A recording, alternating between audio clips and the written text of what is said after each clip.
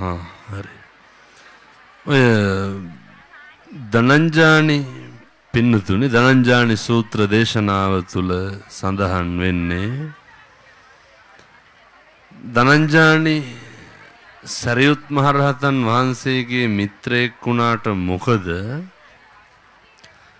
ධනංජානි හරියට දස අකුසලයේ සිද්ධ කරපු කෙනෙක්. සරියුත් හාමුදුරුවෝ හම්බෙනවා ධනංජානි වේ ධනංජානිගේ අන්තිම කාලය තුල. ධනංජානි කොච්චර පව් වැඩ කරාද කියනවා නම් මරණ මංචකයේ ඉන්නකොට පින්නතුනි පණිවිඩයක් දෙනවා ධනංජානි දරුවන්ට ගිහිල්ලා සරියුත් හාමුදුරුවෝ එක් කරගෙන එන්න කියලා. මේක ඉතින් පින්නතුනි මේ සේරටම වෙන වැඩේ. ඊට පස්සේ සරියුත් හාමුදුරුවෝ ඇවිල්ලා ධනංජානිගෙන් අහනවා ධනංජානි අර මරණ මංචකේ ඉන්නකොට ධනංජානිට මොනවද හිතෙන්නේ කියලා අහනවා. ධනංජානි කියනවා සරියුත් හාමුදුරුවන්ට හාමුදුරුවනේ මගේ කහුල් දෙකෙන් අල්ලලා දෙන්නෙක් දෙපැත්තටමට අදිනවා වගේ හැඟීමක් ඇති වෙනවා. පින්නතුනි මේ හැඟීම තමයි මරණ මංචකයේ ඇති වෙන හැඟීම.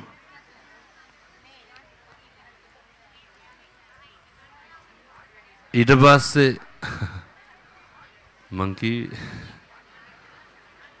ධනංජානි ගෙන් ආයත් සරියුත් හාමුදුරුවෝ අහනකොට උන්වහන්සේ කියනවා ඔය පින්නතුනි පේන්නයි ඇහෙන්නයි දෙකම කරන්න බෑ. කන්තකස්ස වෙන්නත් ඕන නිරංජනාගමින් පයින්නත් ඕන. දෙකෙන් එකයි. ඔය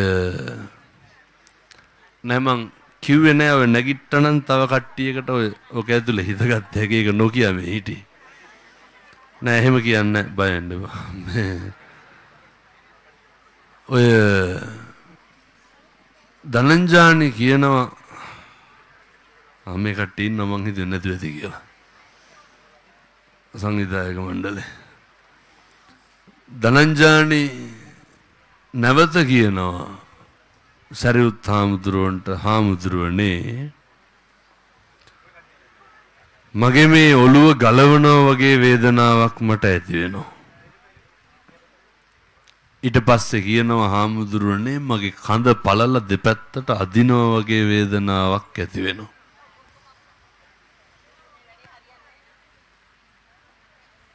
සරියුත් මහරහතන් වහන්සේ ධනංජානිගෙන් අයත් අහනවා ධනංජානි ඔය වේදනාව ඇති වෙනකොට මොනවාද මතක් වෙන්නේ? ධනංජානි පින්නතුනි මේ හැඟීම තමයි අපිට හැම කෙනෙකුටම මරණ මංචකයේ ඇති වෙන හැඟීම. ධනංජානි කියනවා හාමුදුරුවනේ මම කරපු අකුසල් සේරම මට මතක් වෙනවා.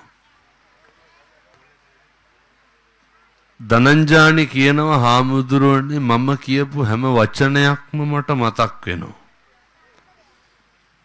ඒ තමයි පින්නතුනි මතක තියාගන්න අපිට මැරෙනකොට මතක් වෙන්නේ බොහෝ වෙලාවට අපි කරපු පව් ගොඩවල් විතරයි. වචනයකින් හරි කෙනෙකුගේ ජීවිතේ හිතක් රිද්දලා තියෙනවා නම් ඒකක් නෑර පින්නතුනි මැරෙනකොට මතක්. කුමටද කුසලට කම්මැලි වන්නේ? පින්නතුනි මරණ මංචකයේ ඉන්නකොට එහා පැත්ත පේනවා. අපි උපදින්නේ කොහෙද කියලා අපිට පේනවා. හැබැයි ඕක බලලා කවදාවත් ආපහු එන්න බෑ. පැහැදිලිද මං කියන එක? අපිට පේනවා අපි තිරිසන් ලෝකෙද උපදින්නේ කියලා. අපිට පේනවා පින්නතුනි අපි പ്രേත ලෝකෙද උපදින්නේ කියලා. ධම්මික උපාසක මහත්තයා මැරෙන්න පණ අදිනකොට දරුවන්ට කියනවා භික්ෂුන් වහන්සේලා එක් කරගෙන ඇවිල්ලා මේ සතිපට්ඨාන සූත්‍ර දේශනාව සිද්ධ කරන්න කියලා. ඒ වෙලාවේ හාමුදුරුවරු එක් කරගෙන ඇවිල්ලා දූදරු ධම්මික උපාසකට සතිපට්ඨාන සූත්‍ර දේශනාව සිද්ධ කරනවා. පින්නතුනි ජාමයක් විතර සූත්‍ර දේශනාව සිද්ධ කරනකොට ධම්මික උපාසක කියනවා මොකද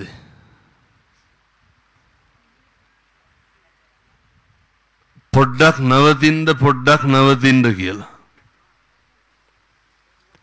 පින්නතුනි මේ ධම්මික උපාසකගේ මේ මරණ මංචකයේ ඉන්නකොට තමයි මේ හැඟීම එන්නේ. ධම්මික උපාසක ඒ කියන්නේ අර එලෝ මෙලෝ පේනෝ.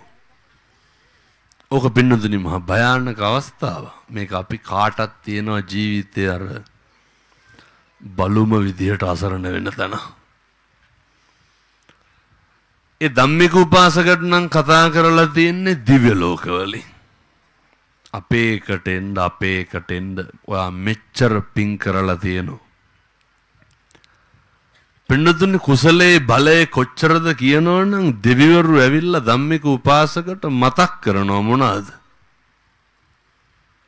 කරපු කුසල් එච්චරටම පින්වන්තයි. ධම්මික උපාසකගේ මුළු ජීවිත කාලය තුරම සිද්ධ කරපු එකදු අකුසලයක්වත් නැහැ. මෙහෙම කියනකොට මේ අම්මලා තාත්තලාත් කියයි මම මේ ඔර්ලෝසුවට බණ කිව්වනම් මට හෙට වෙනකන් කියන්න වෙනවා. මේ නෑ 3යි වෙලා නෑ කමන්නේ වෙලාව තියෙනවා මං ගාව. ඔය නෑ ඒක තියෙන මං ගාව වෙලාව තියෙනවා. හරි. වැඩ කරන්නේ නැතුව ඒකයි. දිව්‍ය ලෝකවලින් තමයි ධම්මික උපාසකට කතා කරන්නේ. පින්නතුනේ ධම්මික උපාසකට මේ කරපු පින් කුසල් සියල්ල සිහිපත් කරනවා. 84000ක් විහෙර විහාර හදපු ධර්මාශෝක රජුරු ඔය දුවයි පුතයි පැවිදිත් කරා. පුදුම විදියට ශාසනය වෙනුවෙන් කටයුතු කරා. අවසානයේ මොකෙක් වෙලාද ඉපදුනේ? පිඹුරෙක් වෙලානේ ඉපදුනේ. ඇයි? මිනිස්සුන්ට මරණකොට වැඩිපුර මතක් වෙන්න කරලා තියෙන පව් වැඩ පින්නතුනේ. අර බොහොම ටිකයි කුසල් කරලා තියෙන. ඔයත් මොනවාද කුසල් කියලා කරලා තියෙන? මාසකට සැරයක් දානේ අරන් යනවද? පින්කම් කියලා මොනවාද කරලා තියෙන්නේ? ජීවිතේ මිනිස්සුන්ගේ එකටම තියෙන්න ඕන ප්‍රධාන අකුසල මූල ධර්මයන් යටපත් කරන්න ඕනේ. පින්නතුනි මේ ඉතින් පුළුවන් තරම් උත්සාහ කරන්න ඕනේ. හෙට ඉඳන් මේවා හැදෙන්න බලන්න. මං සාමාන්‍යයෙන් දවසකට කොහොමත් ඊයේ නම් ලක්ෂයකට විතර බණ කිව්වා. උදේ උතුවන් කන්ද දේශනාවටත් 20000කට විතර වැඩියෙන් හිටියා. හවසත් විශාල පිරිසක් හිටියා. කොහොමද 60000ක්වත් හිටියා කියලා කිව්වේ. එතකොට මේ විදිහට මිනිස්සු හැදෙනවනම් මතක තියාගන්න ප්‍රධාන අකුසල් මුල් තුන මේ ලෝභයයි, ද්වේෂයයි, මෝහයයි. ඔච්චරයි තියෙන්නේ. මේ කරන හැම පව් වැඩක්ම පවතින්නේ නඩත්තු වෙන්නේ මොකක් මතද? ලෝභයයි, ද්වේෂයයි, මෝහයයි මත. පළවෙනි කාරණය මෝඩකම. ඔයත් කියන්නේ අර ගොංකම කියලා. ඒක. මිනිස්සුන්ගේ හිතවල ඇති වෙන මෝඩකම හින්දාමයි අර ඉවසීම නැති වෙන්නේ මොකක් හින්දාද? ඒ මෝඩකම හින්දා.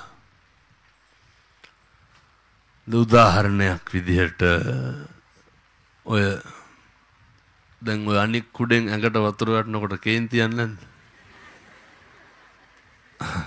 යකු යනවන්නේ.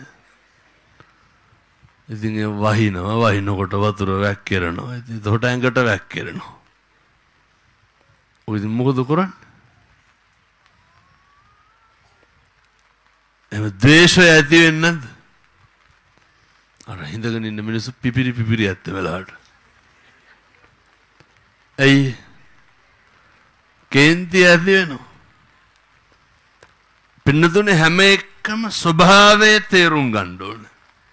එතකොට තමයි මෝඩකම නැති වෙන්නේ. හැම එකකම යථාර්ථය තේරුම් ගන්න ඕනේ. උදාහරණයක් විදිහට දැන් මම අදත් මට එනකොට ඔය මට ඔය සමහර මිනිස්සු සල්ලි දීලා සමාජ මාධ්‍ය වලින් මඩ ගහනවා. මට කියනවා හාමුදුරුවනේ ඉන්තරවාසියක් යවමු කියලා මේ නීති විඥාරු 20-30 ගාණක් කතා කරනවා. පොඩි වැඩක් තියෙන මං හා කිව්වනම් ඉවරයි. එතකොට අපි මෝඩ වෙන්න ඕනද බුද්ධිමත් වෙන්න ඕනද? ඒ මෝහය මෝඩකම අර බැඳිච්ච ඇලිච්ච ගතිය ඒක අපෙන් නැති වෙලා තියෙන්න ඕන. ඒක බරපතල අකුසලයක්. ඒ මෝහ ගතිය මම ගාව තිබ්බනම් මොකද වෙන්නේ? මම අර පලි ගන්නවා වගේ වැඩක් නේද කරන්නේ? එතකොට වෛරයක් නේද ඇති වෙන්නේ? නැත්තම් මම බලාගෙන ඔය අර තට්ටේ බාලා ඉන්න මාමා කෙනෙක් කවුරු හරි මිනිස්සේ කියනවා මම මේ බණ කියන්නේ කෝටි ගණන් සල්ලි ෆන් කරලාලු. පෙන්නදුනේ මේ කාටවත් සල්ලි දුන්නද මට බණකට ආරාධනා කරන්න කියලා. මේ 2028 29 වෙනකන් දින ගන්නවා මිනිස්සු ඇවිල්ලා නේ. කෝටි ගණන් දීලාද? ඒ කියනවා මේ සංවිධානය කරන කට්ටියට NGO කාර්යය ඇවිල්ලා සල්ලි දීලාලු. ඒකලු සල්ලි දුන්නද ඔයාලට නැනේ කවුරු? එතකොට මං කුඩු විකුණනවලු ඔහොම කියනවා. බොහොම පොඩි වැඩක් තියෙන මට කියනවා මිලියන 500ක් විතර දාලා වන්දිල්ලන්ට නඩු කියන්නම් කියලා. මොකටද පින්නතුනේ? අර ඒ මෝහ ගතිය නැති කරන්නනේ මිනිස්සු වෙලා ඉපදිලා ඉන්නේ. ඕක නැති කරන්න පුළුවන් එකම ආත්මය මොකද්ද? මනුෂ්‍යාත් භාවය. මම්මගේ හෘද සාක්ෂියට එකඟව දන්නෝ කල්ප ගානක් යනකම් මේ සංසාරේ කවුද දන්නේ අපි ආයේ මිනිස්සු වෙලා උපදීද නැත්ද කියලා. ඉපදෙච්ච එකෙන් මොකද්ද කරන්න ඕනේ?